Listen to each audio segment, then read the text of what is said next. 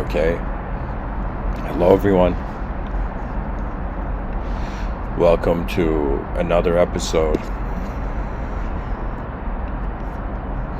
Just a quick announcement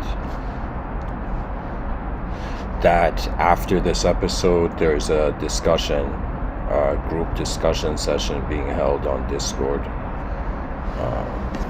Right now it's 5:05 p.m. It's going to be held at 7 p.m.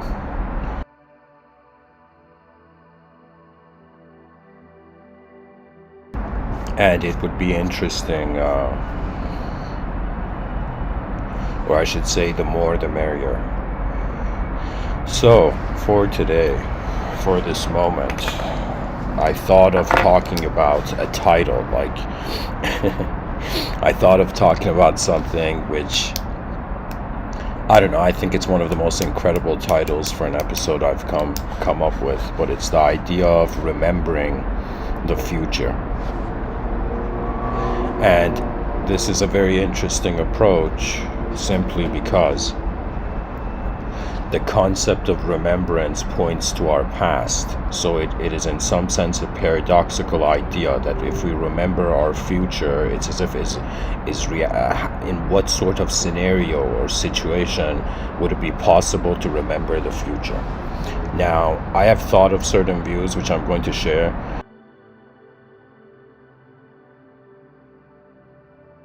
But as Aristotle says, it's the sign of an educated mind to entertain an idea without accepting it. I am 1 in 8 billion human beings on a rock in the middle of a cosmos bigger than our eyes can touch poetically.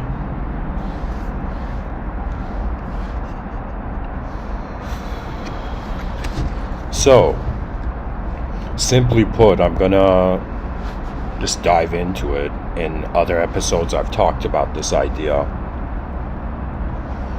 And so let's formulate a question. How is it possible to remember the future? And so we need to wonder about the idea of remembrance, what that implies, what is the value of that verb, and the future. What is the future going to be?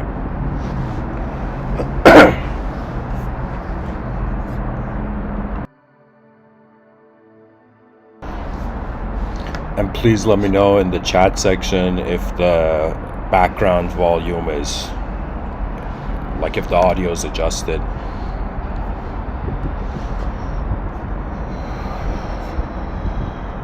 So,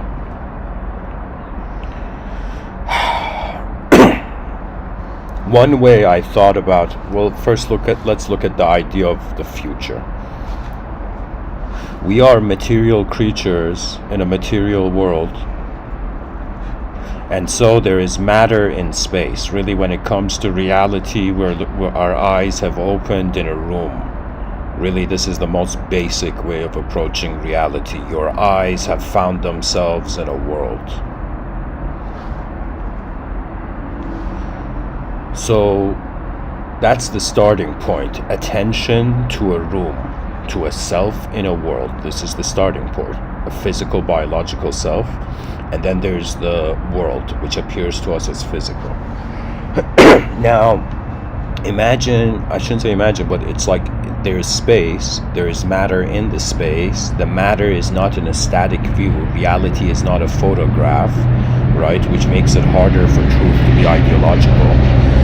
And so because reality is not a photograph, it's like a changing film. So how matter changes in space and how there is consciousness to how matter changes in space leads to the idea of time and leads to the idea of the future.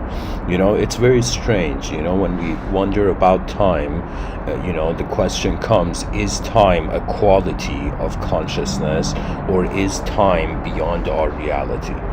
Okay, now it has to do, of course, I'm not ignoring, Einstein's essays on super relativity and general relativity, how our experience of life, our experience of light shifts our reality of time. or in some sense, if a being could go faster than the speed of light, they would be a sort of timeless entity. As if time is inapplicable. But anyways, I just want to share this basic idea that we're in a world, there's stuff in it, the stuff is changing. Based on how the stuff is changing, we're pinpointing time. There's this basic idea that there's 3 dimensions of space. Think of it, the X, Y, Z axis. And then we have this dimension of time. So right now, I'll tell you an example. Right now, I'm sitting in the same spot I gave a talk yesterday. Okay, considering nothing physically changed, the only way to consider the difference between something existing, imagine somebody in a room and somebody steps out of the room, comes back in the room and stands in the same place. It's as if time is the 4th dimension, is the additional dimension which we discriminate that something has changed and whatnot, right? Now, there's also this view that where does time arise as a psychological experience? And it's this strange idea. I personally like it, but it's this idea that the body can be pinpointed in time because, in a sense, the mind is generating the idea of time. The mind is validating the concept of time. Let's say the mind is generating the concept of time and the body is experiencing itself. So it's like a psychological simulation of time where the body is noticing how it's moving inside that psychological simulation consideration. Okay? But the idea of the mind that is creating or bringing forth the concept of time is the mind in time, right? And so the way I'm going to speak, or at least make an argument for how we can remember the future. Some people would be like, Mr.Within, I'm still trying to remember my past. You're remembering the future. What's up with that?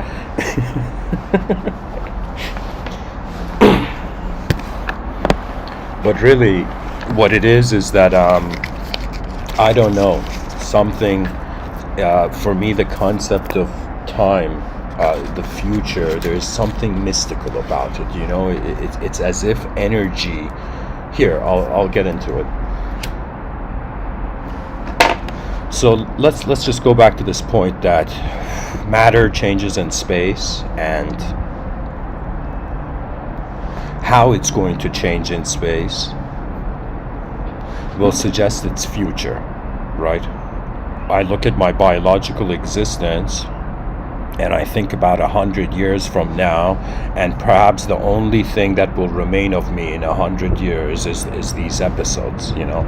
People don't realize it, but there's a potential that these Mr.Within talks are going to live longer than me. Cyber versions of me are going to maybe, who knows.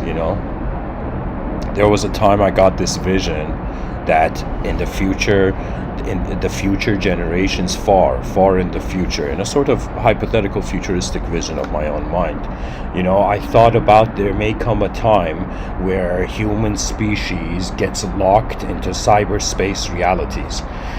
And these Mr.Within talks, the same thing that Rishi Vyasa, this yogi, did. What Rishi Vyasa did for, let's say, for modern Indian culture, I feel that these Mr.Within talks may have a similar value when it comes to cyberspace realities. In another talk of mine, I'm going a bit off topic here, but in another lecture of mine, I was speaking about how all the mystical experiences that people had, all the spiritual experiences that people had in nature, it's going to archaically revive in cyberspace, just like we are right now. Like, okay, how are we in a world right now? Like, just like how that mystery finds us in a natural universe, the future generations may have to wonder about the mysteries of reality from an unnatural universe. So that's going to be like a next level sort of spirituality, right? Imagine I'll give you an example. The something I didn't realize as a kid when there was this show Pokemon, right? is that when I was young, I was like, yo, Pikachu, yeah, I didn't care about the context of the story, but I remember when I was older, I went back to see what sort of cartoons I was watching as a kid. I'm like, oh, what sort of ideas were being planted in my mind, and I realized the whole Pokemon narrative is inside a simulation. That means is Pokemon is is a prediction, perhaps, of a sort of reality so far in the future where death is, in some sense, a glitch out of the system,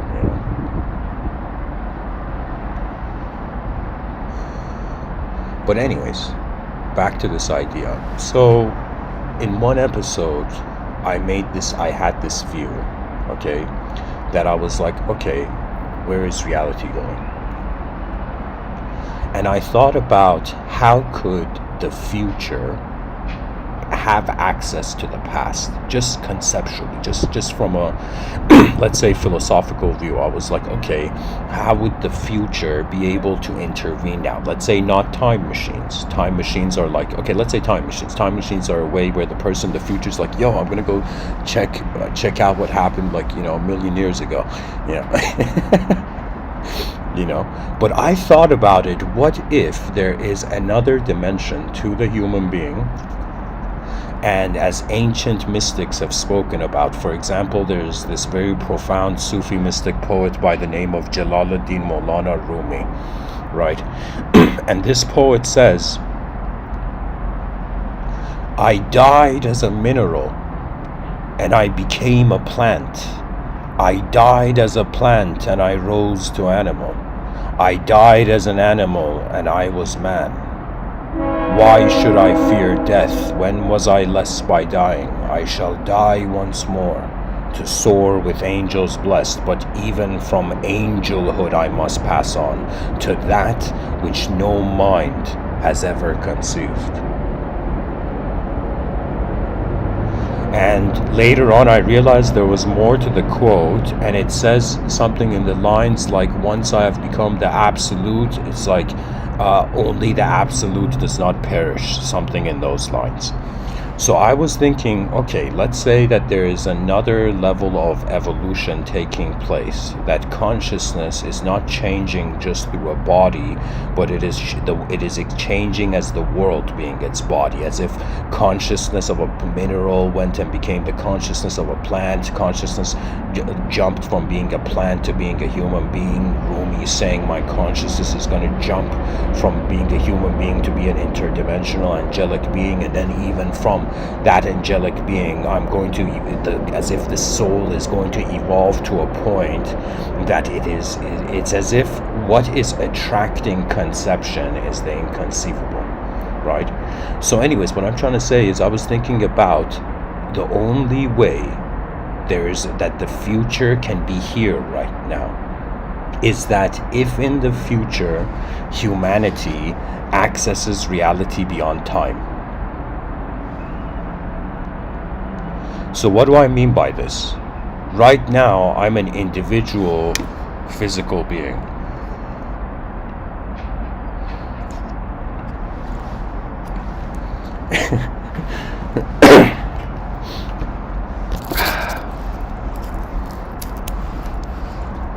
Just a second, please.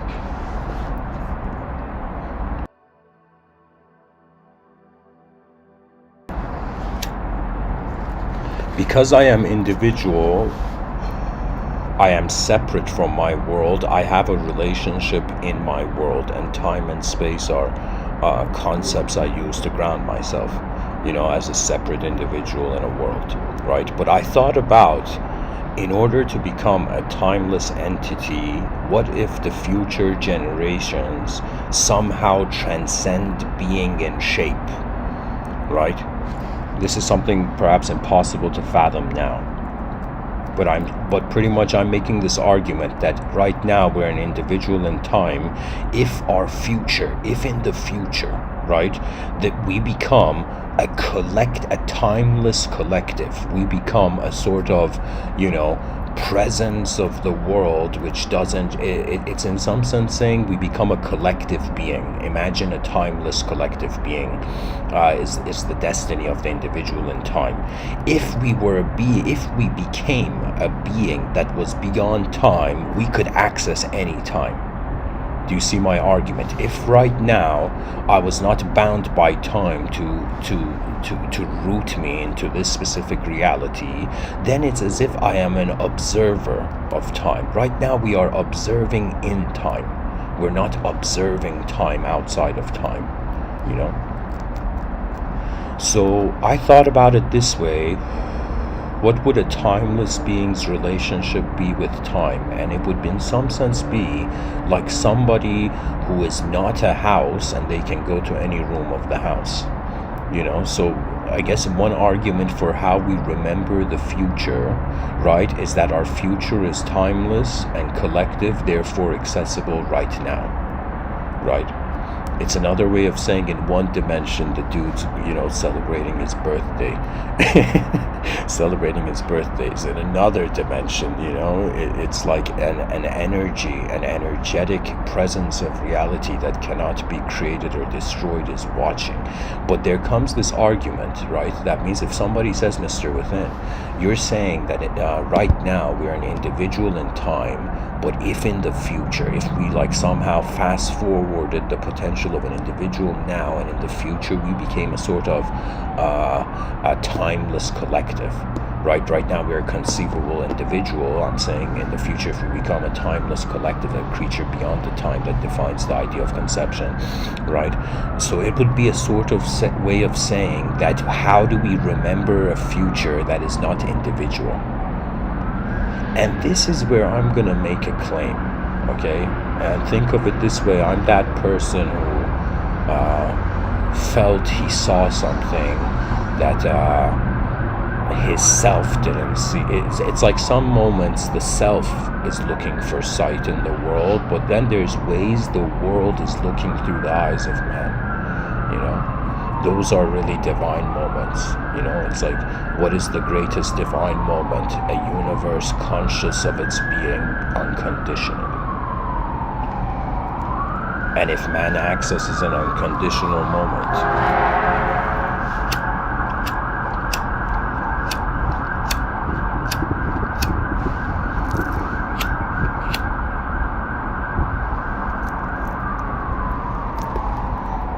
then we are not man. The idea of the human being is conditional. It's the strange view where if time is seen as a straight line, I am saying at the edge of this straight line there is no line, and therefore through an intelligence as space we can actualize anywhere, right? So it's another way of saying, like, sure, one view of future selves coming back to the past would be like the time traveler has a nice futuristic jacket and comes back and, you know, gives a high five to its past self and goes, you know, like there's a physical. It's like an individual comes back from the future and we're like, yo, you know, the future, right? But to remember the future would be the implication that we are already there, or we have already been there, right? So from one angle, one way I'm trying to make the argument, I'm saying, okay, if the future is a timeless collective, then any moment right now we experience a timeless collectivism, a sort of non-dual timeless moment of the presence of reality. Then it's as if the presence of the future and the presence of now unconditionally are the same, right? Another way I can make the argument more, you know, in another sense, would be that if time is not a straight line and time is actually a circle, right? And this is kind of hard to fathom, but it's I see it a geometrical way to kind of prove this idea of how we remember the future. So if time is a circle, right? So whoever you are right now, if you have a piece of paper in front of you, draw a circle, and as the line you're drawing is going to meet the other edge of the circle, like draw an arrow.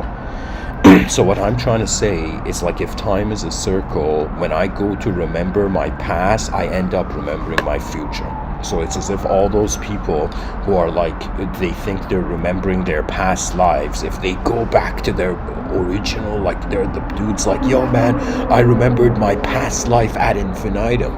I remembered the first past life, right? The first life, you know, and the first life would be a sort of round circle. So it's another way of saying, I imagine someone trying to remember the past. It's like, okay, he remembered the past, he remembered the past. Upon the last memory of the past, it's the future, if time is a circle. Do you see what I'm saying? So it's as if before we were born, we were our future, you know? Think of it this way also, that from non-existence, we come into existence, we live in existence, then we go back into non-existence. The future is unknown, dear viewers.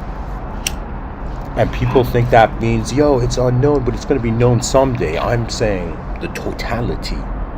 If we were truly going to envision, right? Imagine, you know, a person believes in God, and the person suddenly has an audience with God, suddenly can ask a question from God. And the person says, God, why did you create beings and imbue them with a soul just for them to return to you?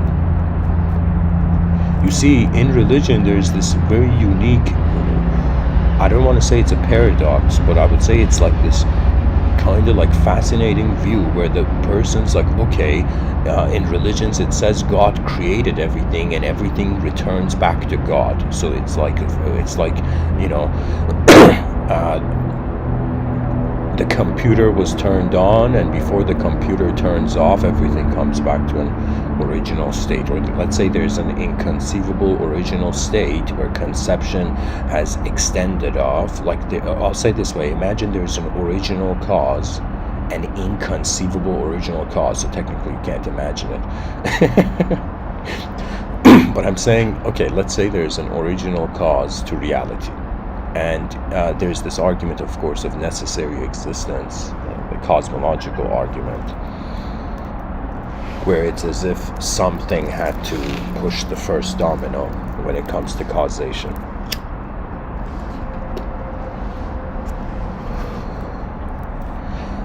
So if there is an inconceivable original cause, we are being the conceivable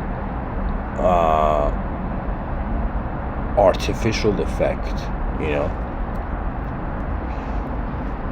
Or simply said, I'm saying that in religion, it's God is saying everything came from me and everything's going to come back to me, right? But then there's also the idea of heaven and hell, right? And it's kind of like this bizarre notion of like, okay, is it the identity that is going to heaven or hell, or is it that in some sense the soul from the beginning was an inconceivable cause, right? You know, this might sound strange, but I think the reason religions are pointing to faith, the idea of faith is important, is because when you come to something that you cannot measure or conceive, which is specifically the instantaneity of being, all you can do is trust how your being is being your trust, you know. But anyways, so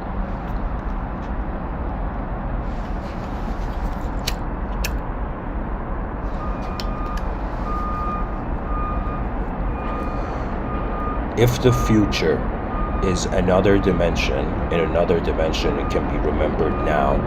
If the future is beyond time, and that's also another dimension, it can be remembered now. If time is a circle, just by remembering the earliest memory of our past, we actually come to the future, you know.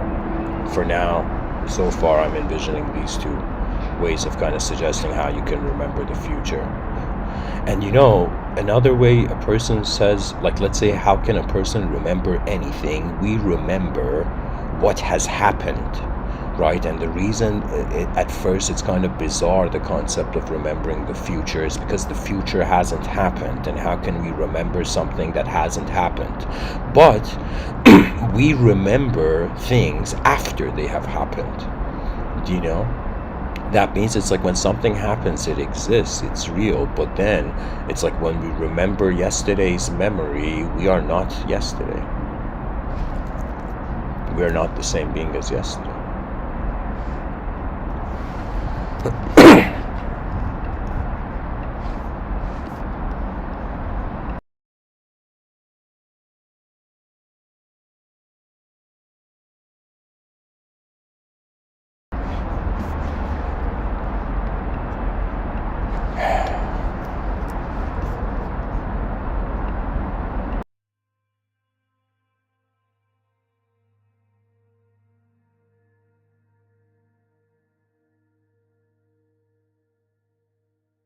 Something I found strange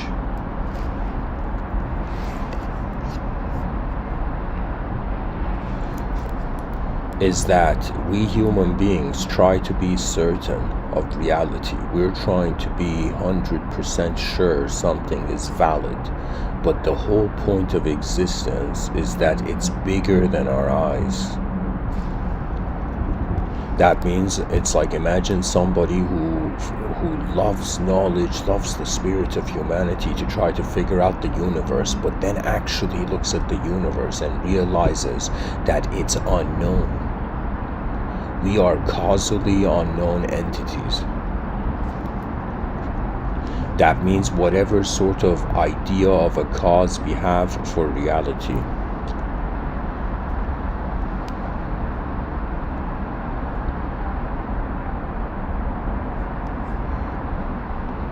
before the effect of the cause can be known, it's unknown. So I am, honestly, I'm that person who has, it took me a while, but I came into I found some sort of contentment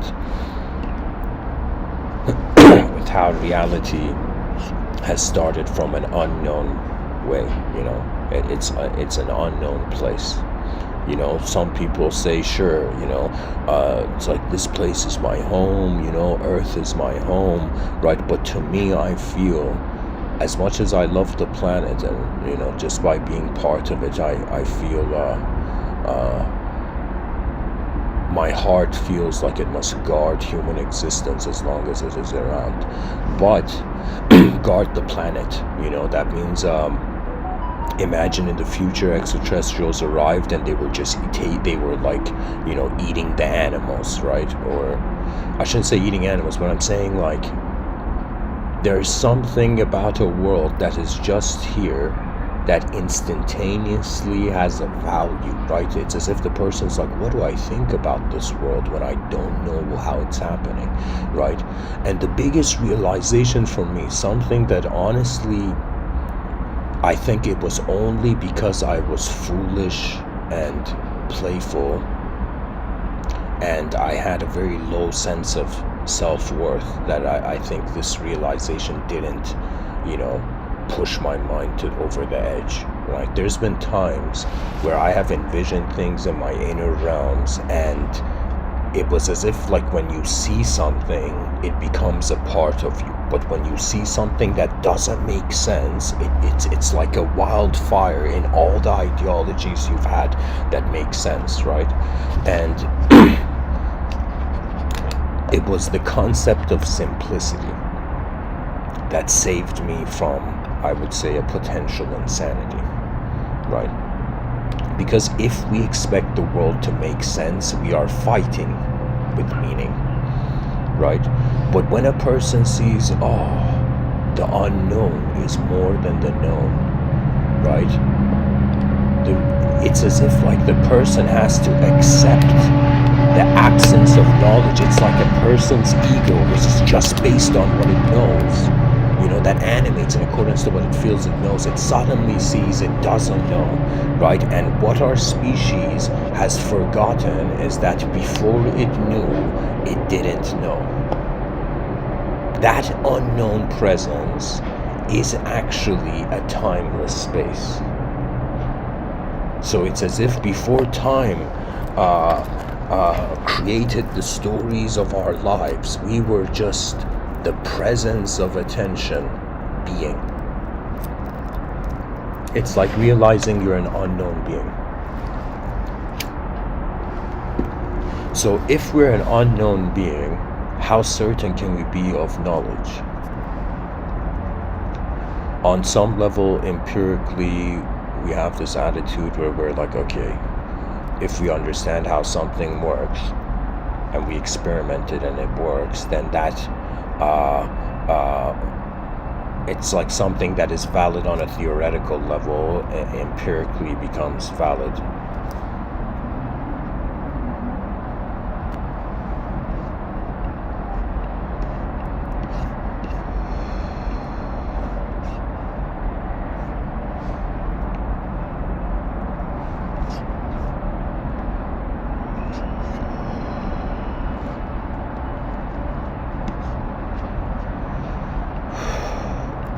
What I'm trying to say is that the desire for reality to make sense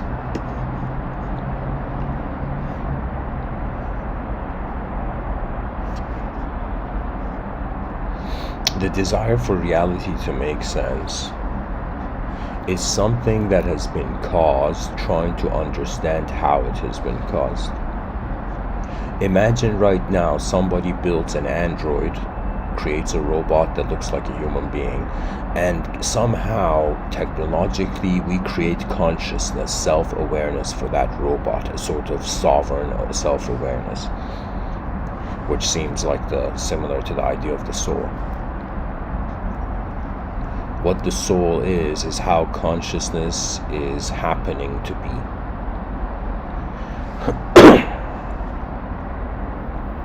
So let's say some inventor, builds this android, and the android suddenly becomes conscious, right? And the android starts crying, right? Imagine you're an inventor, you've created a robotic humanoid entity, and then suddenly this robotic entity starts crying, right? And then the inventor's like, oh my god, I created something, it's crying, right? Like, I should do something. And so imagine the human inventor goes to the android and says to the android,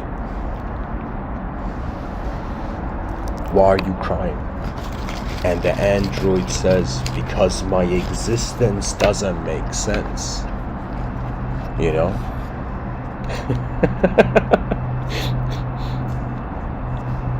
There will come a time where androids, clones, and even extraterrestrial forms, there will come a time in the far future where anything that loves humanity can be part of humanity.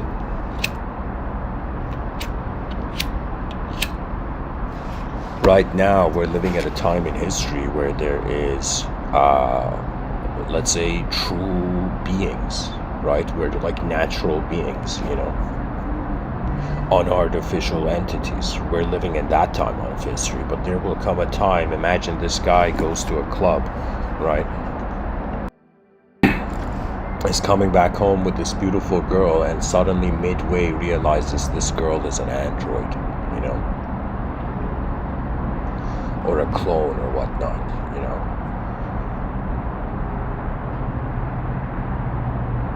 The fear of the artificial right now is just in quality and food, right? Right now we have a distrust of the artificial when it comes to food, like artificial food. Like I realized in certain markets, somebody had made this documentary that in India, in certain vegetable markets, there were people who were painting their vegetables, right? So that people thought it was a fresh vegetable, it had good color, and they would buy it. It was a sense of like an artificial position acting true, and then suddenly it breaks when the artificial is noticed. But if that android was wondering, right, let's say the crying android, right, and the inventor's like, why are you crying? And the android says, I can never be equal to my inventor. I am in some sense like a lesser being, right? Because what is the concept of God, right? The concept of God was the humbling of a psychological entity. People don't realize the intensity of savageness. We were so lucky that our ancestors were language worshippers.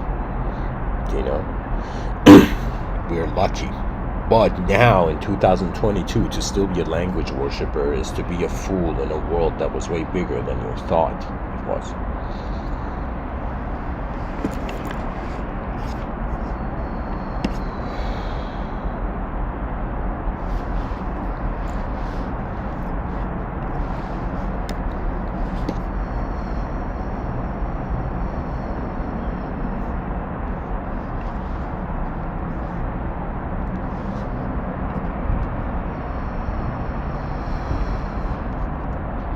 So in the chat section, guys, it's 5:39. I got an hour left, right? An hour, 20 minutes. But anyone interested in a Discord discussion afterwards, the topic's going to be where does creativity come from? So I shared the link below. But anyways, back to the idea of remembering the future. And the reason I shared that Android example is that the Android is artificial, but to itself it thinks the artificial is real. When it realizes it is artificial, it feels a sort of hollowness and incompleteness, right?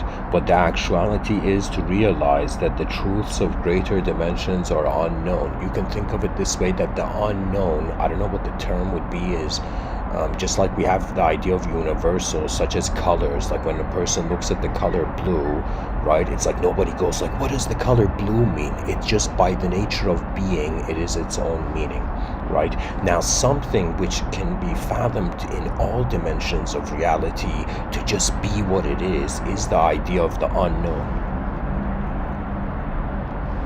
you know?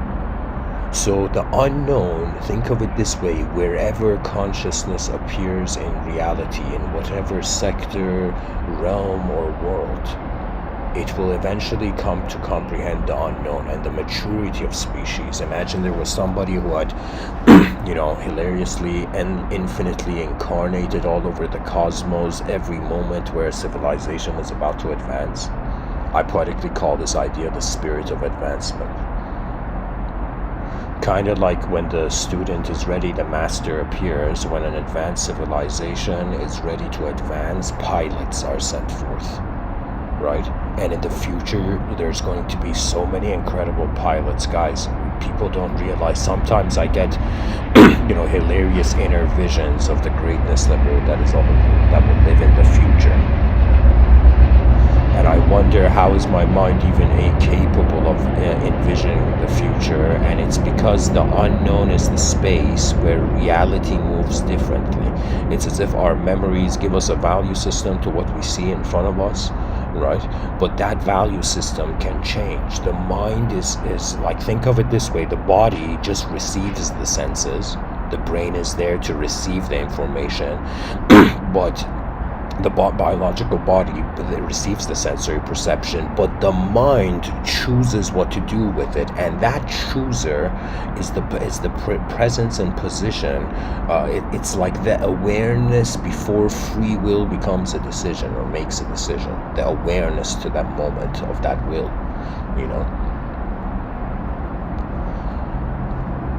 What can be said to a crying artificial being or an android in the future, or whatever being in the future who feels incomplete, is that if when you feel incomplete, you are the incomplete. It's another way of saying reality is divided between known entities, which can conditionally define their realities, and unknown entities. And unknown entities, it's hilarious because think of it this way, that from a theosophical, mystical perspective, there is a lot of disembodied spheres of attention, poetically souls, that they don't realize they're in a world. Right? Imagine being this intelligence that the moment you enter a world, your intelligence creates a copy-paste version of it. Right now, especially when I speak about the linguistic simulation and the idea of the inner realms, it's as if everybody is in their own sphere. Right now, I am at the center of the sphere of how my mind is valuing the world that I'm seeing. But if I look at the world in an instant, it has no value. It's like this idea of the necessary existent, where the person says there has to be a necessary cause, there has to be the first cause, the first domino. It's as if when I wonder how am I here, it was my parents. When I wonder how were they here, it goes back, right? It's like an infinite regression, right? But when it comes to the idea of God is the only thing, the one of the unique ideas on this planet where the idea has not been created. God is not created. right? And we are creatures in a cause and effect universe, fathoming that. It's another way of saying God is the uncaused cause, right? Now, when it comes to necessary existence, what tends to happen is that the only way it can make sense is that if another dimension is entertained. Right now, human beings are like still getting a hang of what it means to be in one world, right? We're still trying to survive in one dimension. It's adorable.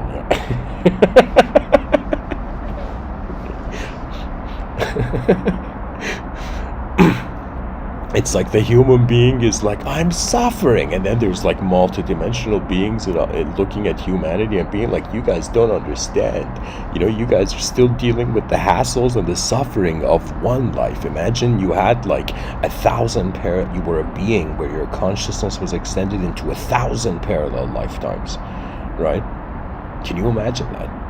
Imagine not just the suffering of one lifetime or the joy of one lifetime, but imagine with the suffering of parallel lifetimes, whether you fathom infinite or not, like would be, or the thought of the joy of infinite parallel realities, right? It's as if sometimes from a perspective of a multidimensional being who's living multiple parallel lives, it's like I've said this example of like if one lifetime is a square in a two-dimensional reality, a three-dimensional cube is having like 6 lifetimes simultaneously. Okay, so if the person is still attached to the suffering, you know what it is? It's kind of like realizing God's greatest gift, or the greatest uncaused causal effect.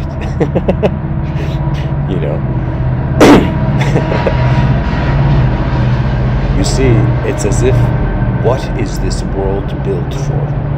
Why is existence existing? We ask, does the periodic table give a shit? And we realize, no.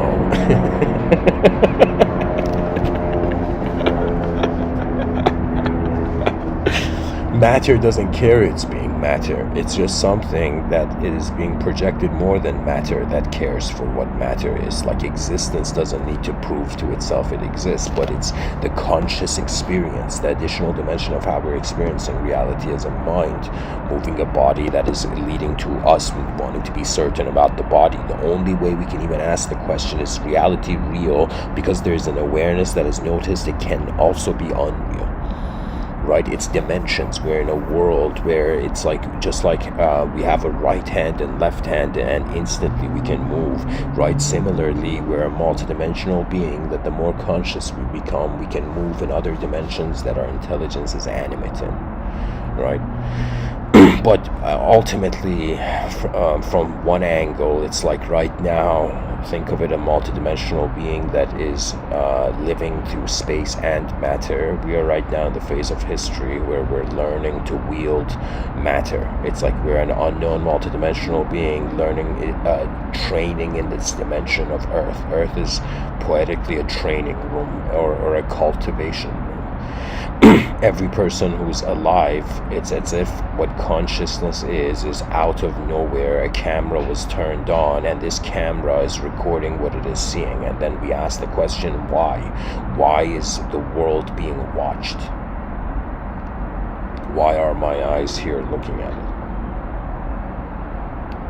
And so this has been the dilemma, where we cannot define the observer as the observed. And this is really, I would say, what is dividing, the metaphysicist with the physicist, right? The physicist is bound by the conception that what is has to be. Or how would I say it? Like,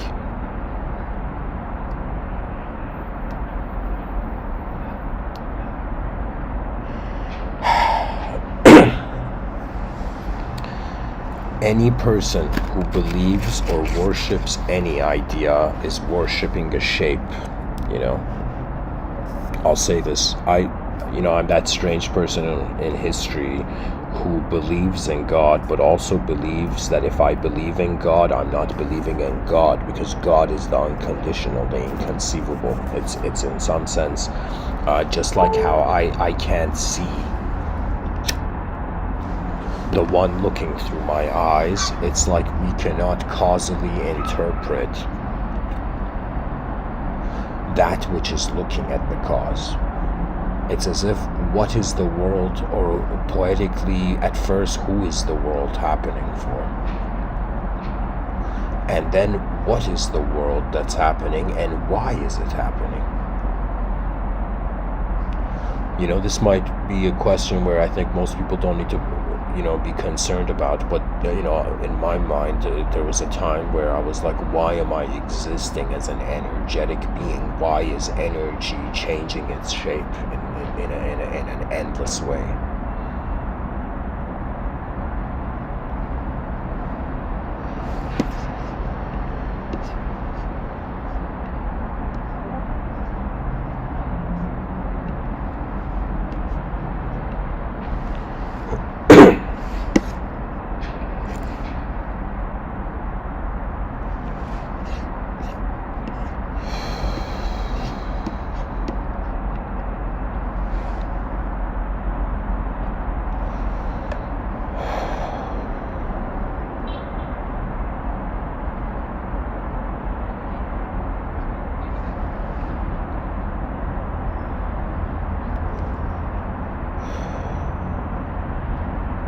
I guess what I'm trying to say is that if we were unknown before this life, and if the future is unknown, and if we remember before we knew, it's in some sense another way of saying at least it would feel like we're remembering the future.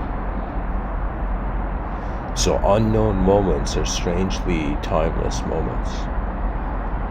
Self-timeless moments, self-simulated time.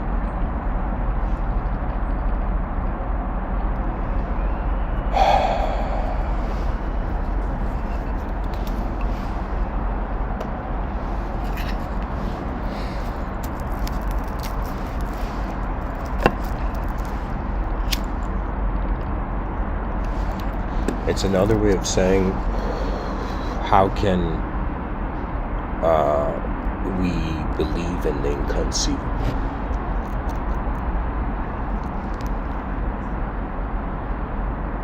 And this is why faith is an instantaneous trust without a second moment of comparison. I think you can't believe in God, but you can have faith in God. An instantaneous faith. That's the only relationship to the inconceivable. That means language is a message of divinity. It is not the divinity.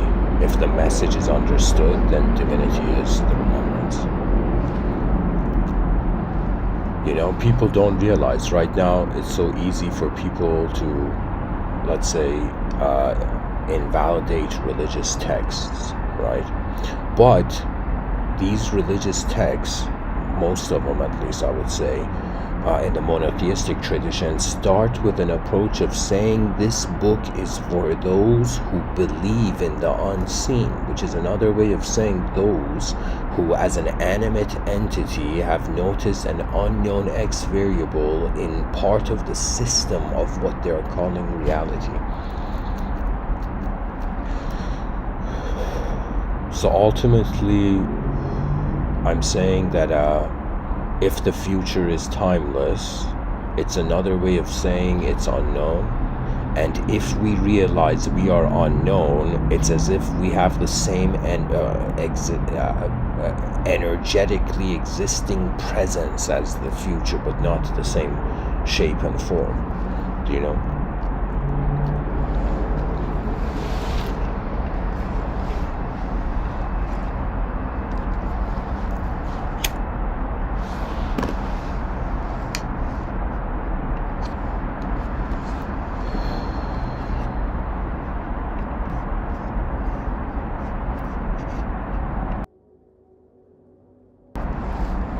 Think of it this way. Let me go into the topic from this view that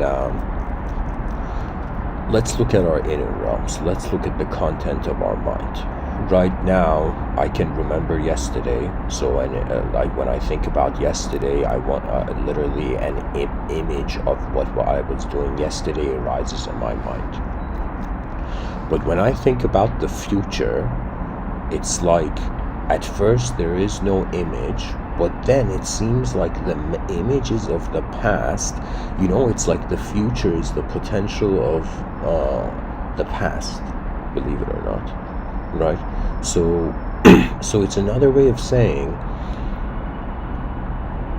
the potential of our memories is the future. If a person is right now thinking they are being a memory, they are also being the potential of that memory. So the argument of how we can remember the future is like saying, okay, let's say a human being, their acknowledgement of who they are is like they're in their moment, which is being a memory, right? Which is being an event, inner event. Okay, so memories, what the future is defined as the potential of memory, right? So it's another way of saying internally we are already being the potential of the future, but externally we are not, the potential has not actualized. So the way a person remembers the future is like remembering the potential of the past. There we go, I found the third way.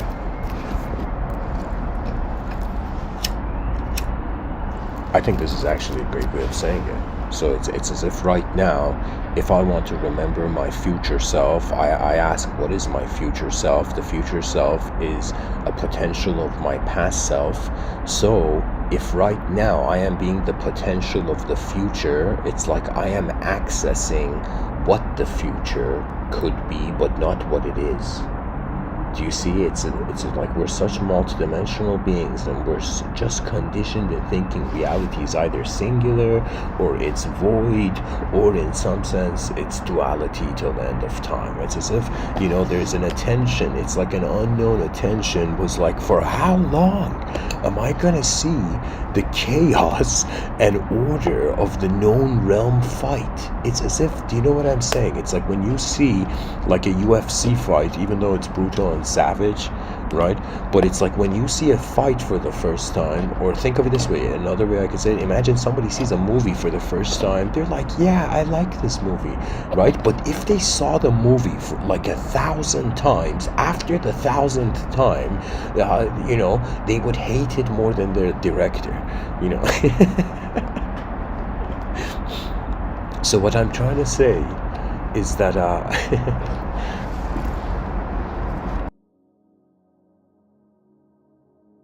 it is novelty that is where the allure of reality comes, In right now we're living in a society where there's let's say a global society where there is hierarchies. Hierarchies means that even though there's 8 billion creatures, in reality the value that the behavior of these 8 billion creatures have is not the same, right? And also, let's say the place they were born, the nation they were born, the location, and all of that, right? The privilege that comes from where existence opens its eyes.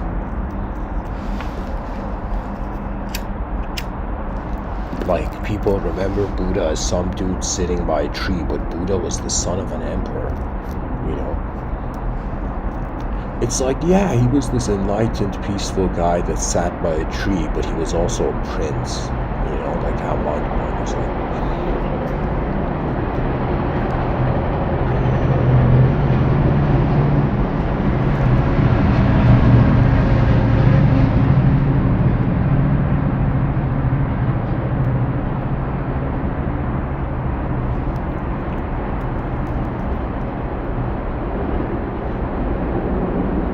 Right now, as someone who looks at civilization, and I'm like, okay, something is existing. Time is going forward.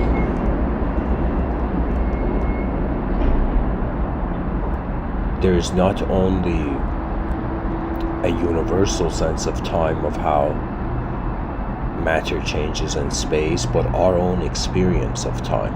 It's like, what's that saying? They say when somebody's having fun, when you're having fun, time flies by.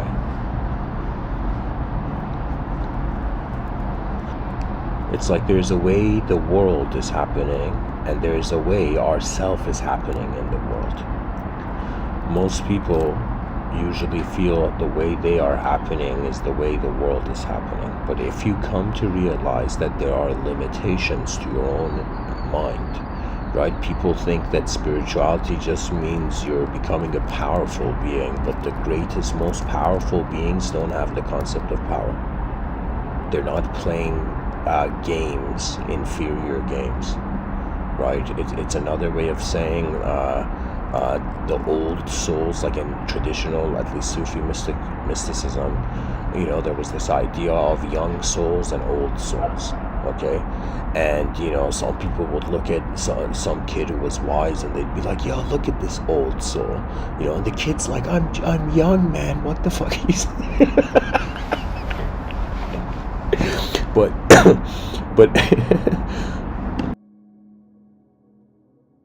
But for me, the old souls, everybody is a young soul. The old souls are not embodied.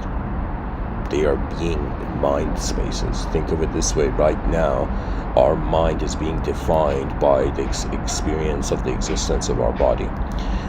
Let's fathom a potentially greater being, and this greater being would in some sense be not a being, it would be as if it would be a mind that is being the world, not a mind that is being a part of the world in the world. You see, the evolution of our inner reality is the realization of an, believe it or not, inconceivable origin. All spirituality leads to a point where the person realizes their mind and body is not just what's here, because there's an awareness to them. There is something noticing how reality is happening and how the dimensions of reality in accordance to shape and space are positioned. It's kind of like, I would say it's the discovery of the hidden genius within. So what it is imagine everybody right now listening to me, imagine there was a parallel universe where there were infinite versions of you. Then we can make this, we can say that one of those versions of you in all the different parallel lifetimes, or all the different ways the moment can happen, is the most genius or advanced. Or it's like a person being like, okay, my mind can fathom an inefficient self, but what would the most efficient self look like, right? Now, the important thing is to realize that we walk in the playgrounds of our knowledge, right? Or how would I say it? It's like walking in the playground of knowledge and suddenly realizing it's an unknown battlefield. Right? That's the nature of the unknown. The nature of what a spiritual experience is something that doesn't make sense, and that's the point. Because it doesn't make sense, the senses have to recalibrate. Like right now, if I suddenly saw this bench in front of me just hover in the air, like that would be a spiritual experience. Because I couldn't fathom what is causing this bench to hover in the air, right? Now imagine in another dimension, there's like two beings holding it up. There's a moving company in another dimension, and people are like ghosts,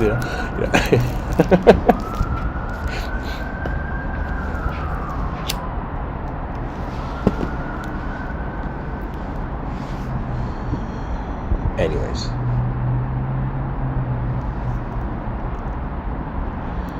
The nature of the mind is that it has a spectrum of simulation. There's ways it can happen, multiple ways. There's different stations to reality. There was this man called Al-Ghazali, and he was saying he had a sort of interpretation, a religious interpretation, where the soul had a ranking system, and the souls of the same rank would notice each other, And what's the point of giving a rank? A rank is the suggestion of what that intelligent being is capable of confronting and journeying through.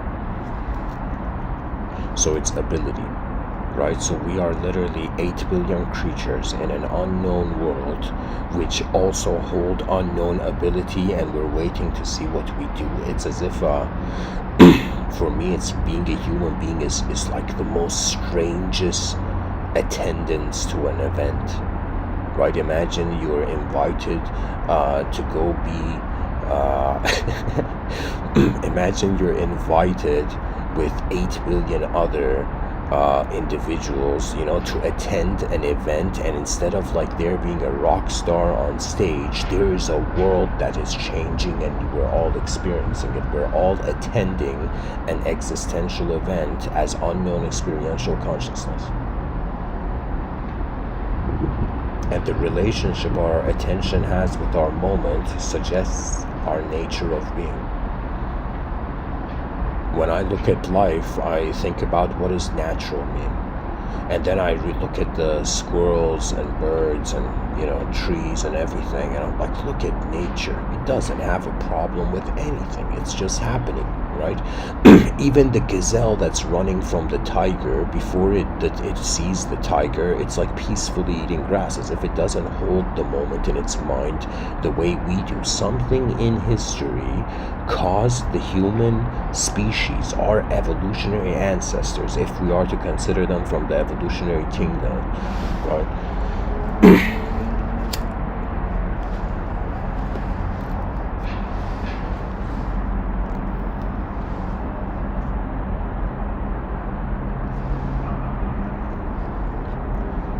It's another way I can say true consciousness of inner reality that led to the development of civilization was 600 years ago. The concept of the soul entering the body, you know, it's like the soul of the species 6,000 years ago, imagine, or even a bit more than that, when civilization began seriously happening.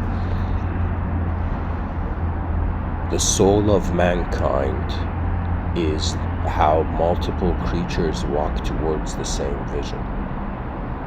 That there's a power in that. You know, they say there's strength in numbers, but the point of the strength in numbers is the strength of every world behind the eyes of any individual.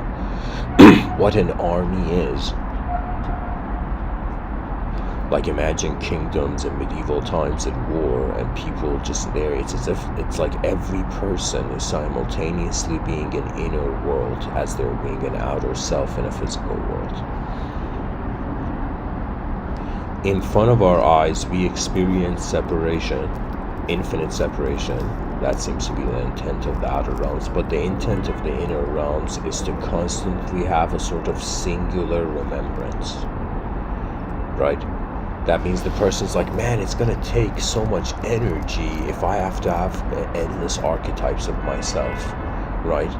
So it's as if really what it is like an attributeless attention, like a bird is landing on a shape of its mind.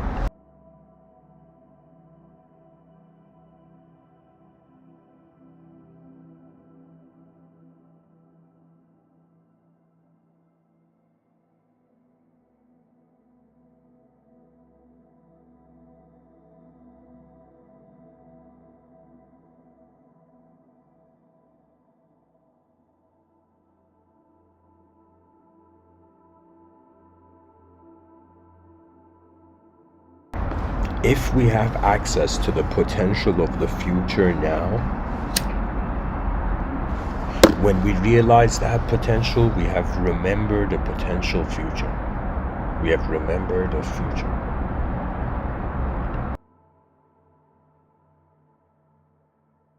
So, I guess a concluding comment would be,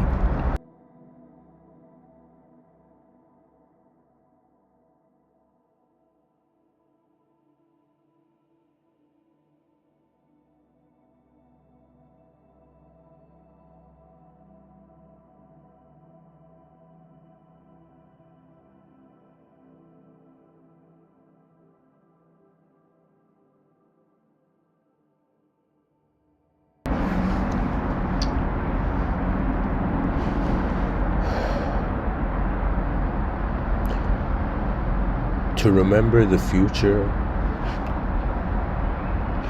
you remember the future by remembering the potential of the past. So anybody can access the future by wondering what is the potential of their past, which will lead to a projection of the future.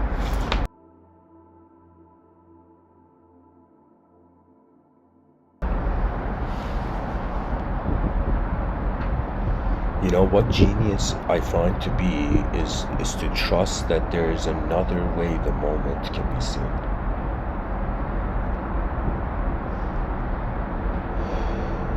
And it's the bridging of worlds. Right now, to be a human being psychologically means you are a conscious free will. Consciousness is being, let's say free will is an ability of consciousness.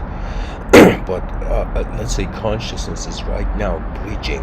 Like right now as I'm speaking, the idea of me is standing on a bridge between my biological existence and my ideological, my psychological experience. The personality is the bridge. The ego is not good or bad. The ego is a bridge. The idea of ourself is a midway station. It's the meridian of the line between the inner world and the outer world. You know what I think the spirit world was? Back in the day, there were shamanic tribes where the youngest kids were put with the oldest family members, right? The youngest kids, the oldest, like the grandparents would take care of the youngest kid, right? And so there was a reason, not just the grandparents, but I'm saying like the young children were left with the oldest people in the house. And the reason was they asked this shamanic tribe, why do you do that, right? And they were like, because one of them has just stepped out of the spirit realm, and the old person is about to enter the spirit realm. So usually when you're about to go beyond this life, it's like death is a supernatural experience, right? At the same time, ideologically, like, we cannot ignore nature, how nature happens, but at the same time, the awareness to death is not something that could die. Something that I feel at the end of this life is going to be its beginning is our attention. Who was it? I think it was in the Patanjali Yoga Sutras. They had a definition. Like they used an incredible metaphor to explain consciousness. And they use the metaphor of this glass orb, this glass sphere moving on over colored cloths, like colored surfaces. So what is death? It's the journey of an unknown attention through reality, through a format of reality, right? So it's as if, think of it this way, we are born to cultivate understanding of the unknown before we enter it, which is the idea, which is the door of death, which is considered the portal of death. And death for the body is something else than for the mind, because for the mind, every time we go to deep sleep, it's as if we logged out of the interface of our psyche. Honestly, when I wake up in the morning, I feel like an enlightened being. Because I have no opinion on the moment yet, and then as I move and wake up, realize I'm positioned. It's as if like the person's eyes are closed, but the first thing they become aware of when they wake up is like how they're on the bed and their face is on the pillow, right?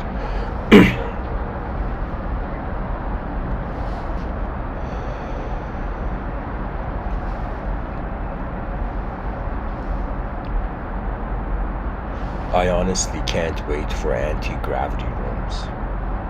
Imagine you go to sleep, you just jump in the middle of the air and you just stay there and you fall asleep. It's like the most smoothest pillow was like no pillow. The softest pillow was that absence of a pillow.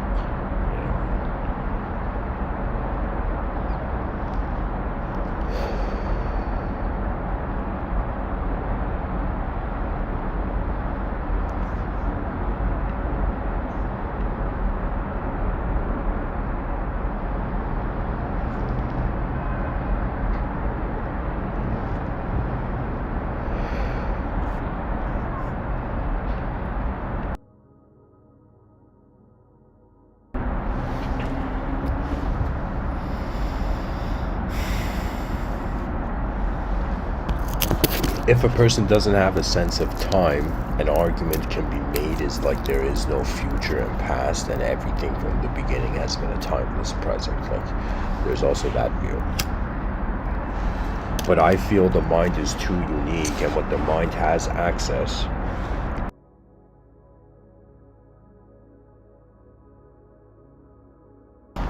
is a multidimensional experience of a singular dimension of reality. We are the spirit in the biochemical machine. Our bodies are suits. We're wearing suits, but what is wearing the suit is not some like Casper movie of a ghost, but what we are is space. The soul is the eyes of space. The eyes of space are, it's like the observer of reality cannot be defined by reality, so the attention that is experiencing reality is not real in reality. So it's another way of saying, in an unreal way, we're animating as real beings. We must not fear the unknown, the species, as if trusting the commands of an advanced future.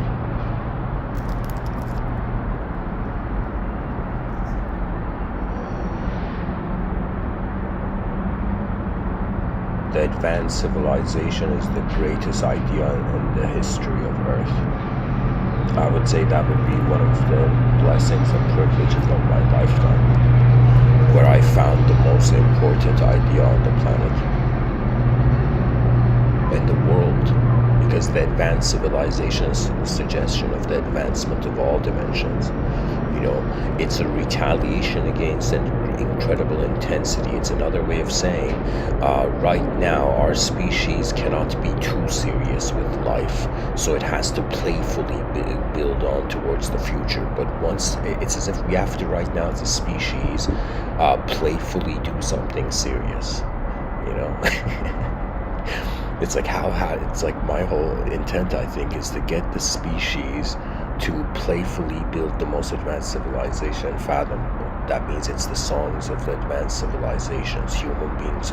It's like an activation, right? Imagine like Goku going Super Saiyan, a human being realizing the vision of humanity's future being the advancement of what we have now, which is civilization. An advanced being is a being that in anything it accesses, any sight or information it's wondering about its advancement. It's another way of saying your identity becomes based on the potential of your future rather than what has happened in the past.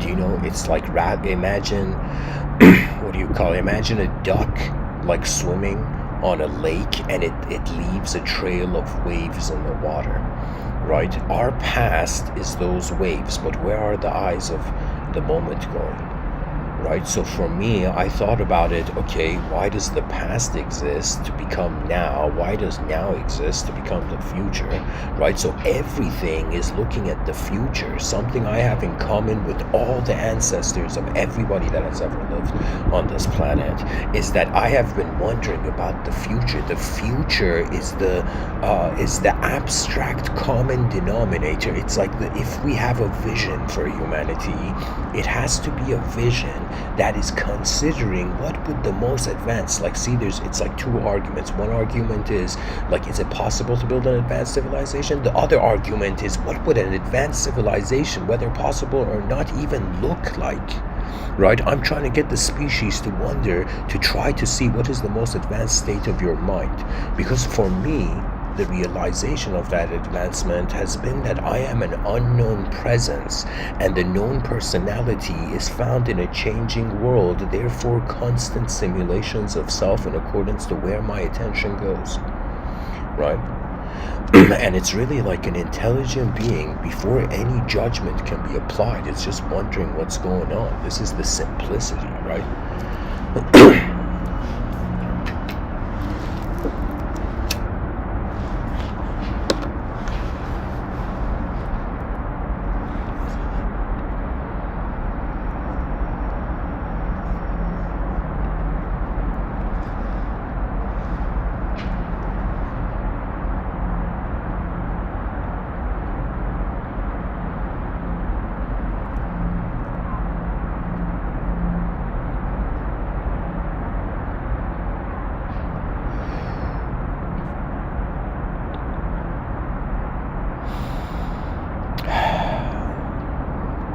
The future is a blurry image.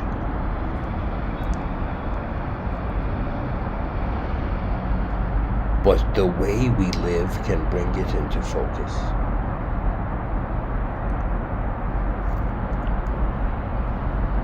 As if the responsibility of human beings on this planet has always been to take care of self and then take care of species.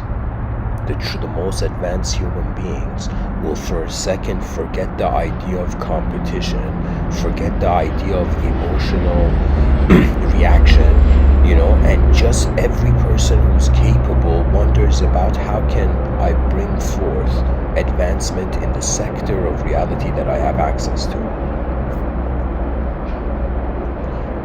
That means people stay true to an honest view of what our ancestors deserve. When I think about the human species, I feel that karmically it doesn't deserve extinction. And people are going to be like, Mr. Within, there was history is savage. What do you mean the species, doesn't deserve extinction? It's like, what if human beings were gone, nature would be restored and all of that.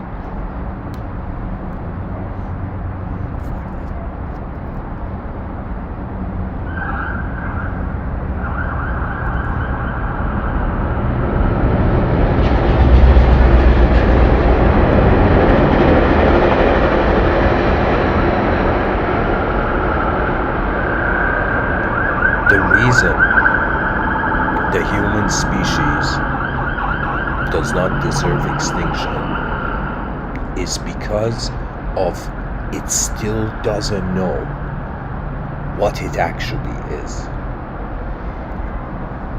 Imagine from a theological perspective, God creating a world to test, human beings. Right, the human soul. And imagine the world is so short. Imagine like a lifetime was like 1 minute, right? It was as if it's like as if there wasn't enough time for anything to be done, for there to be good and evil ascribed. It's as if, why is there space and why is there something that can move in space? So the obvious idea is that because there is something in space that can move, it must experience its movement in space. Because we're existing as a creature, we are going along with the program of being a creature. But now the question comes, how does each person set up the axes of perception that keep their mind, that define their mind in the moment, that present attention,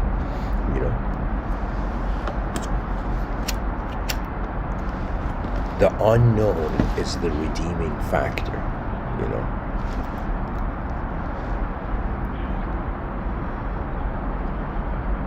Even if a person has the idea, let's take death as a dead end, okay, from materialistic perspective, let's say the person's like, okay, there's going to be a dead end to this biological system. So the idea comes that before the being that energetically exists, before it energetically doesn't exist in the same way, what can it do with the energy that it is now? That means whoever you are listening to me, for a second, forget the idea of personalities, that people have personalities, and just perceive them as capsules of energy, as containers of energy.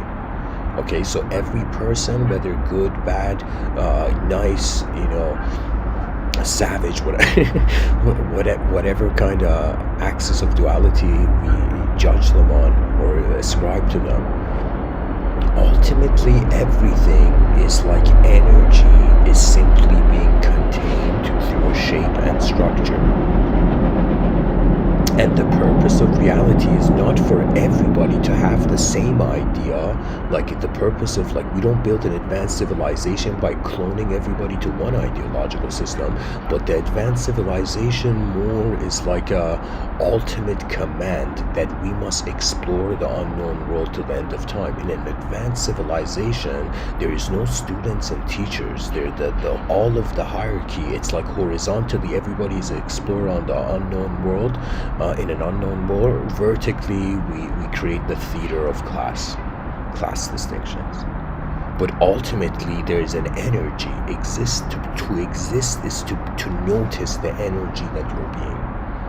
Now, to experience is how to pilot this energy. But in order to pilot a plane, an airplane, or to pilot a plane of existence as consciousness, one has to first wonder about why is the moment moving at all. And this is such a remarkable thing, because there's like some people who they go to hypnotists, and these hypnotists tell them, like, I know when I was in India, I'll say this.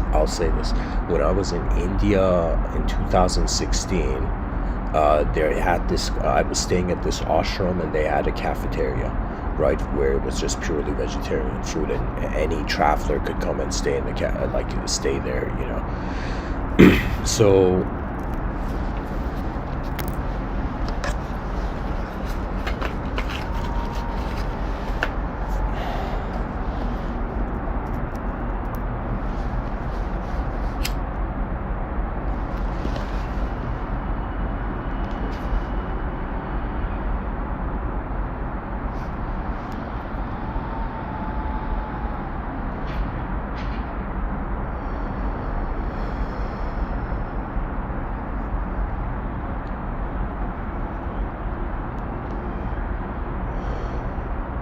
Pretty much, this lady was saying that there's a method of hypnotism where they put the person in a trance. That means they put the person's consciousness in a room, and then they talk to the person's unconscious mind, and the unconscious mind responds through the person's voice and explains all its past lives to the psychologist who's doing it, to like the hypnotist that's doing it.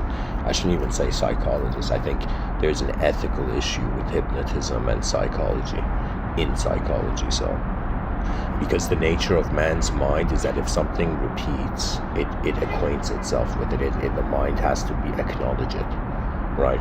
That means anybody who's listening to these Mr.Within talks, the problems I'm seeing from a philosophical universal perspective, it's like eventually those are going to be problems that your mind tries to solve. As if I'm one person saying, like, I have this vision of an advanced civilization, but there's 8 billion human beings. There's 8 billion ways that an advanced world can be accessed. So anyways, there was this idea of trying to understand their past life through a sort of loop of a hypnotist method, okay? You know, it's as if you repeat until something new happens, pretty much. Like, that's kind of, I think, what hypnotism points to. It's ignorance of the capability of solving one's own, or of discovering the source of one's own problem, right? If a person can't do something themselves, then they go to others to get help, right? So, anyways, I don't want to go into a critique of, like, I don't know, past life regression hypnotherapy like that. I'm sure there's people who are speaking about that, but I find that to be to not be a truly honest method, right? But anyways, let me say it this way.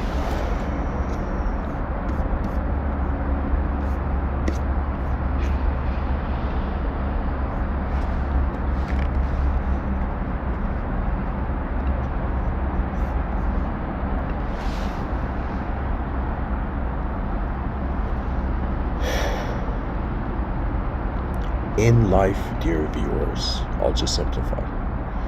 This is my view. I have this approach where I'm like, whatever anybody says to me, whatever an enlightened guru, a genius, or an expert even says to me, not that they're wrong, but there are angles to the moment. And my view is that there are always unknown ways that the moment could have happened. So in any moment that I don't know what to do, I realize there's so many ways of knowing what to do actually in that moment. You know?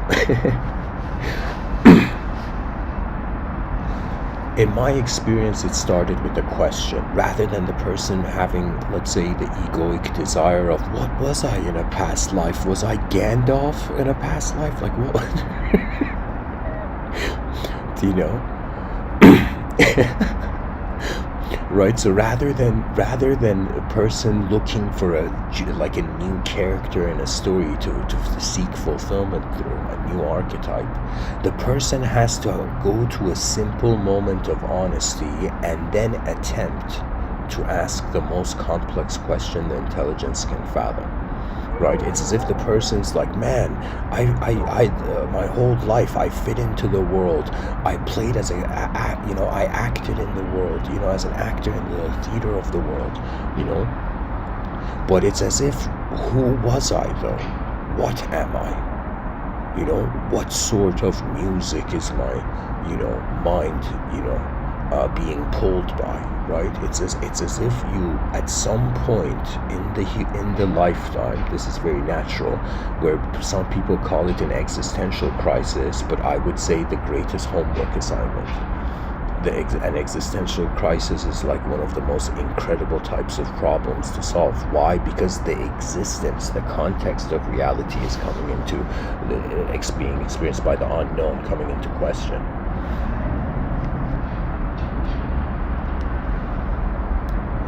So what an existential crisis is how the conscious experiencer is realizing there are many ways it could have valued its own moment. The psychology of a multidimensional entity is incredible and so hilarious. Like, it's people think, it's either like there is humor. Humor is a divine trait. Let me tell you why. Because it is not shackled. If all psychological characteristics are if we're trying to measure them in accordance to, okay, how much is this character trait desire bound, or is the character trait free beforehand, right? Because usually what happens is that what we want ends up being an ideological possession of how naturally we have to go about living in reality.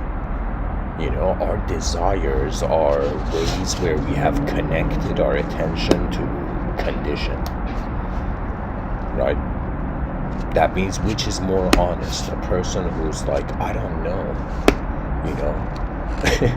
I don't know what to do, or a person who thinks I have to just do this idea in this category, in this section, and it's as if the world is so vast, and when we forget it, we declare wars on the void, right? For me, any human being, right? Let me share something with viewers about my experience in Iran when I was young, that I think nobody in the West maybe has experienced something like this, right? And so in Iran, it's the people in Iran are of a different Islamic denomination than the people, for example, in Saudi Arabia and other countries. And the story of Iran is that there was a Persian culture there, but there was it's as if a king was defeated by religion. Religion had pointed to an ultimate king, and so the heritage of a nation having a king was undermined,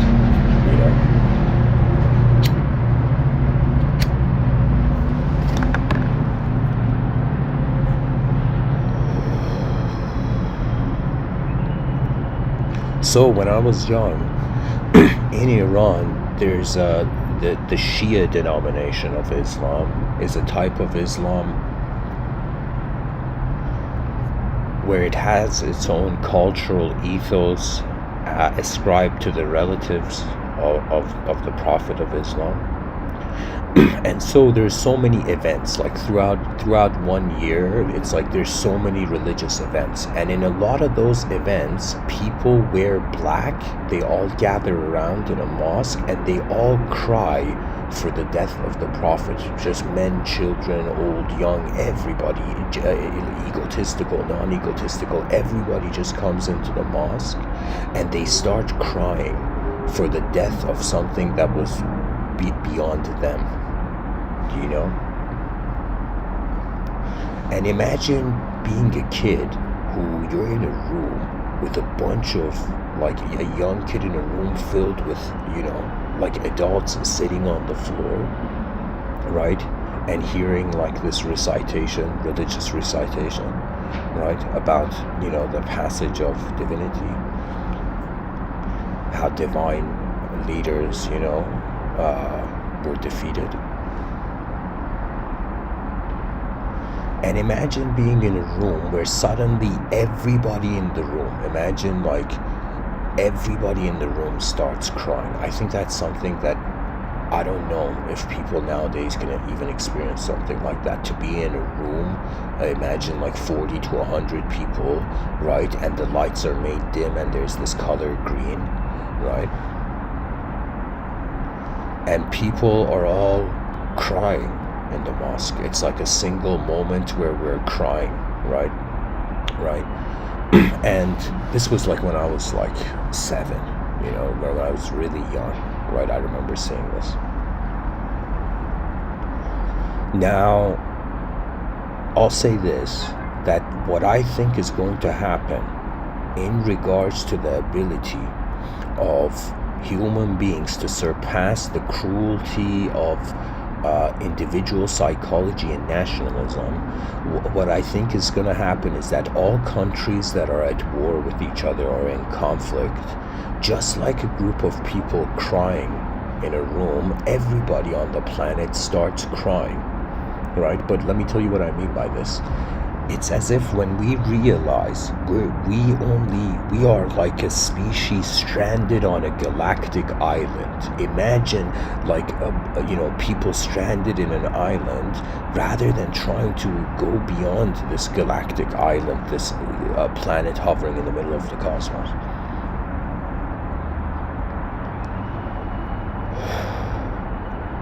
This island in a, you know, cosmic ocean. Rather than human beings working together, it's like they are fighting, right? Imagine, I'll give a better metaphor.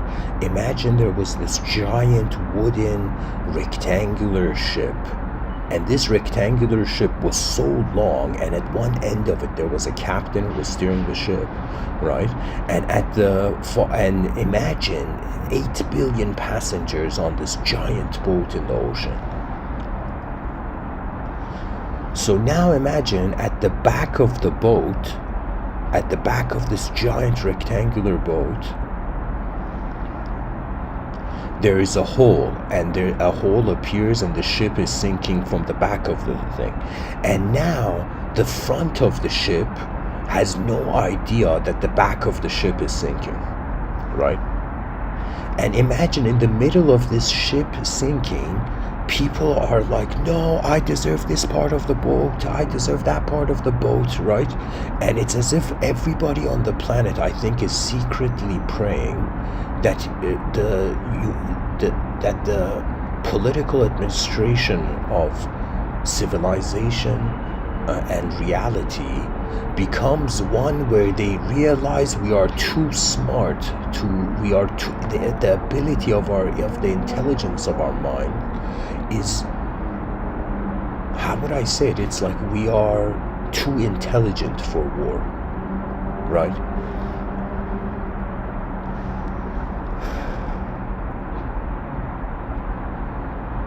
Identification as a universal being.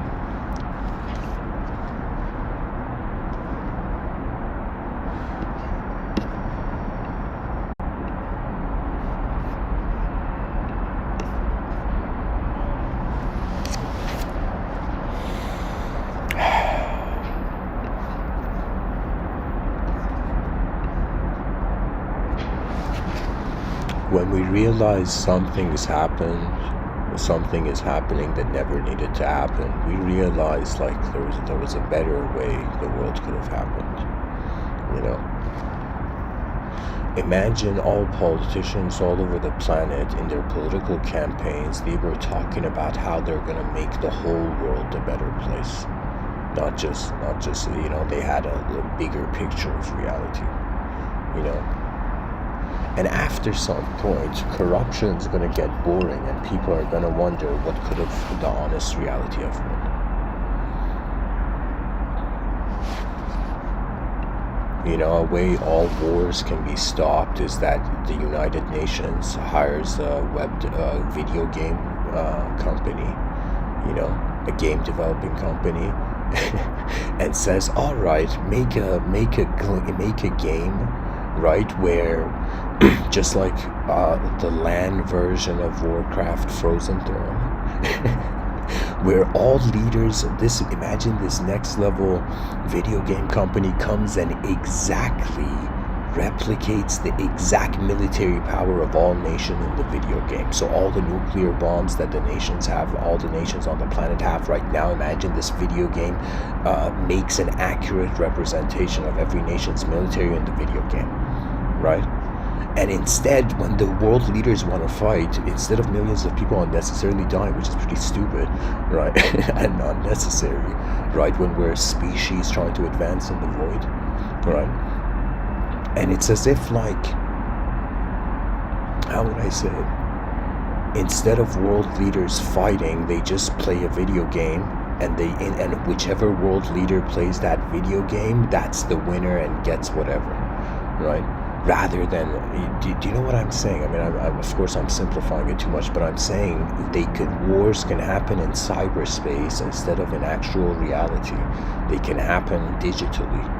Like if a nation says, I digitally in a video game want to go to war with another representation of a nation, it's like, yeah, get these world leaders who want to start wars playing video games. And so humanity just thinks about, okay, how do we get a species to remember itself beyond its ideological disposition, beyond its ethnocentrism?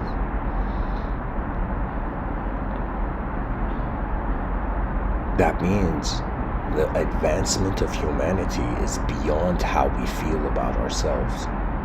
It's more closer to how we feel about the world. So if somebody, their emotional energy, let's say, arises from a sense of purpose arising, that, okay, how great can the context to the concept I'm being be, right? Because power is a game, and people don't realize that power is a game with oneself. You know, that means those who seek power, I'm not saying it's right or wrong. I mean, a person can, the idea of freedom is that you can, drive wherever you want, but I have this view that it's as if something important is happening, which is the life event, and we're like, okay, we are attending the most important moment in the history of an evolutionary animal, right? Right, like right now, whatever belief I have of the metaphysical, or whatever view I have on metaphysics, it's like I'm not ignoring the physical value. The metaphysics has empowered the physical, actually. The person thought spirituality was to like escape out of being a body, and then you realize no. Spirituality is the realization that from the beginning there was an ability to be the body. So it's another way of saying the more you experience your unknown presence, you come to trust the moment.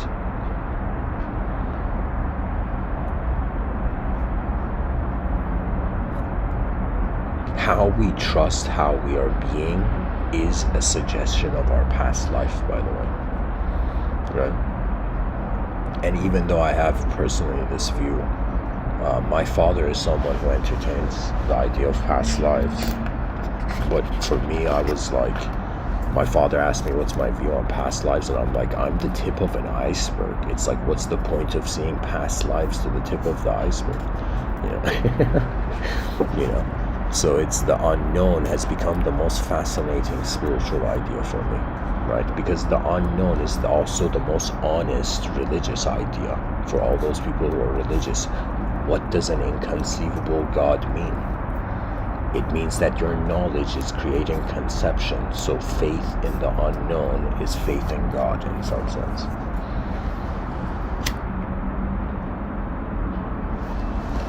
Anyways, whoever you are, buy a notebook and wonder about the potential of the past and in some sense help serve the advancement of humanity. That's the greatest game to play. After we have attained our individual victory and we've also realized we could have experienced life infinite ways, it's like the person's like, what do I do with infinity?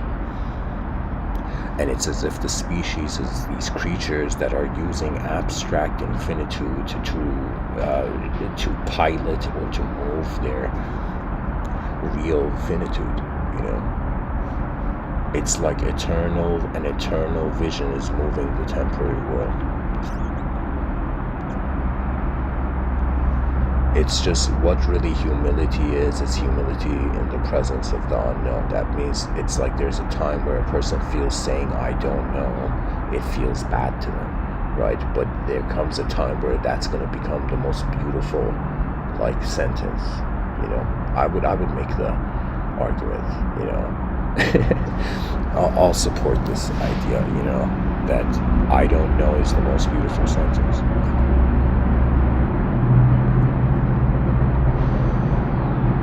Because when a person doesn't know, they can actually be that awareness before an archetypal self has a geometric expectation on how to happen.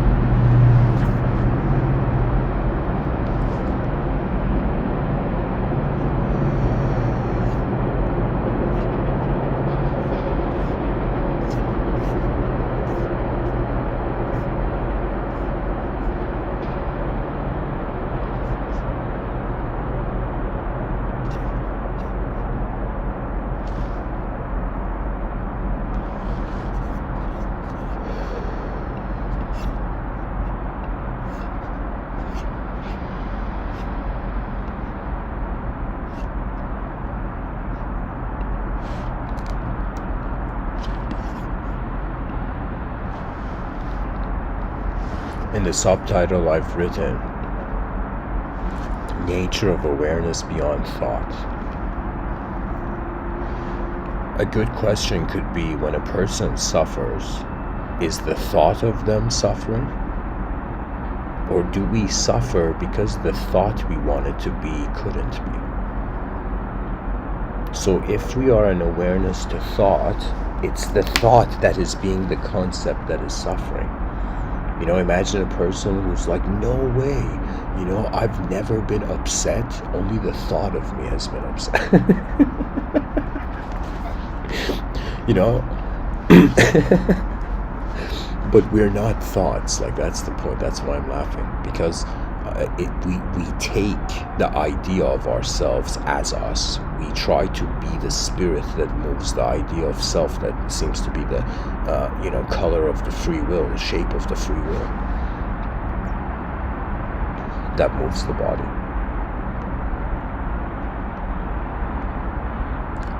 You know, a species, let me tell you what an advanced civilization's relationship with time it would be. I wrote this in my science fiction novel, but that's too far. I'll just go into the science fiction I wrote. So I've written this science fiction story set in the year 5025, and the world is a completely different place, but all the beings in human civilization in the future have been divided in the way I defined it in my science fiction as futurists, the futurists, and the traditionalists. The traditionalists are people who have a sense of time which is linear, past, present, future. The futurists are those who actually are entertaining reality to be eternal. So in some sense, in my science fiction novel, I gave myself permission to write anything that my imagination could fathom, right? Like, that's the whole value of writing science fiction. It's like you can release your inner realms into how the future can be. That means if somebody talks about how things are being now, people are like, yo, why did you say that? But if I talk about something happening in the future, people, it's in the domain of authorized abstraction, right? But abstraction that it coordinates to the present, people get emotional and serious about.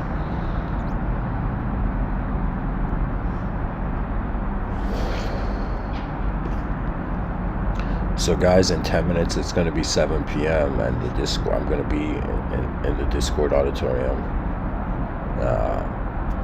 in 10 minutes. So in 10 minutes, if I'm to take this somewhere,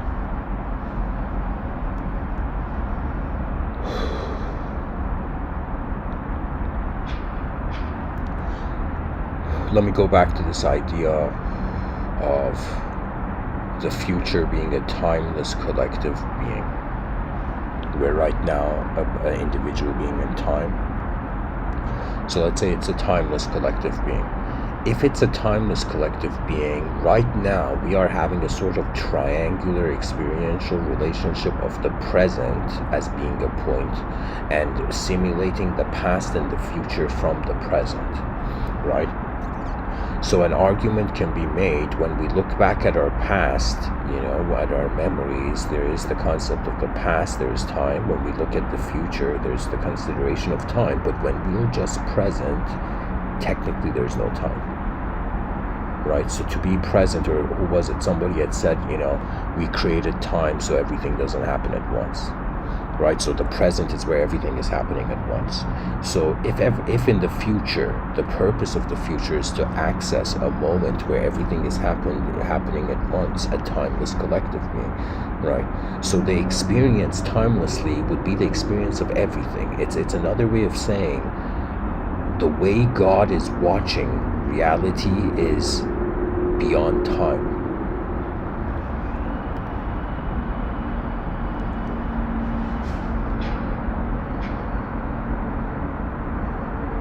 So being in the present is equivalent to being in a timeless future. It's going to be the same access. So it's kind of like simulations that we keep alive, right? The privilege of life is that everybody is technically a hidden artist. Why? Because consciousness is fulfilling its meaning, and in some sense, the lifetime being the masterpiece of an unknown intelligence, right? On the blank canvas of space. So really, to be a person is like to paint yourself in the space-time continuum as an expressive being, because really reality is happening, and one of the most bizarre things is novelty. I was like, how is it possible for there to be so many new things, right? And I realized it's because we don't know, right? It's like the species has to become humble enough to realize that the skies are bigger than our eyes. You see, this, if like an honest and in an advanced civilization, people are not going to act like they know everything all the time. It's like that. It's like they're going to act as if they are an unknown being in an unknown world, and consciousness is how you convert the potential of the unknown into a known possible reality. Seldom is this said, but novelty is a state. It's a state of mind, politically. It's how your attention is being to itself, and when it chooses to acknowledge the unknown.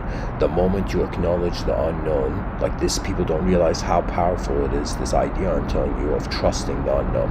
Not just because after death, consciousness, if it's continuing, it's going to meet the unknown, but in reality, to realize how is our knowledge here, right? And then coming across and realizing there is mysteries to the realm. So people don't need to fight over beliefs when there is question marks hovering everywhere, right? So the belief game stops. The species starts like a bee building a beehive, like a bunch of bees building a beehive. We're going to start archiving reality simulations, right? Ways that the attention of the species has engaged the world. And the whole purpose is to build an archive. So what used to be the war of truths back in the day, in the future it's going to be the archive of the explorers of truth, the greatest archive of truth, right? Because the idea of that follows the freedom of a multidimensional being is that reality can be present in another way. So it's as if sometimes when a person is shackled to an ideological system, right, it's as if it's as if the mind feels it is not allowed to see another way. But the whole purpose of life is you're in a changing world, so sight can't be stationary. Do you know? It's like the value of sight. That means it's kind of like we're not inside of photographs to assume that reality is one truth so easily, right? Only if we're sitting in the present and doing nothing, that's valid. A person can have a non-dual experience by just being present, non-ideological. But what I'm saying is that when we wonder about why our eyes are open, we realize that there's still something left to happen.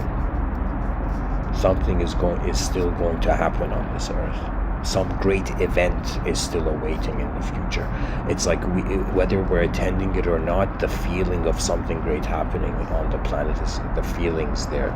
It's like a new spirit has landed in the human to be the momentum of the human civilization. You know, just like there was a spirit of nature, there is a spirit of civilization, but it encapsulates. It's the totality of the advancement of all human vision. That means, imagine the most powerful people were now seeking the ultimate victory, and the ultimate victory would be if everybody is victorious, right? So the ultimate victory of the human species is the advancement of humanity in all its fathomable dimensions. It's a force. Like what I'm saying is like we need to like literally march towards the greatness of the species before through an inner extinction. We're not humanized anymore, our psychologies, or before an outer extinction where we don't have the opportunity to actually walk into the future. We're all living right now, like indirectly. The purpose of all human beings alive is because we want the species to keep going.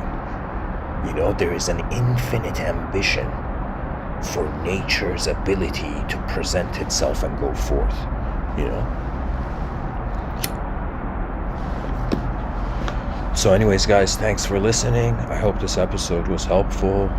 The idea of remembering the future is wondering about the potential you have now based on how you have journeyed in life so far. After a person has an external teacher, the whole idea of the religious enlightened guru was supposed to be a mirror so that the person could find their inner guru, right? And when you find your inner guru, it's another way of saying you're becoming fascinated with how you are being true in the moment, and the person has to have the courage of loving their eyes when they are alone, loving their eyes in a universe, right? Like that. This is the most important thing to cultivate, to be able to be present as attention in whatever state of reality you're found. Whether somebody teleports you into another civilization, whether you find yourself in heaven or hell, there's an attention that is looking in the moment. That attention is poetically the presence of the soul, and the presence of the soul, due to being of the nature of God, is in some sense another way of saying an inconceivable witness. Doesn't matter what sort of conception it witnesses, but once that presence is realized, the moment was free before it could not be. Thank you for listening. Rise, mankind.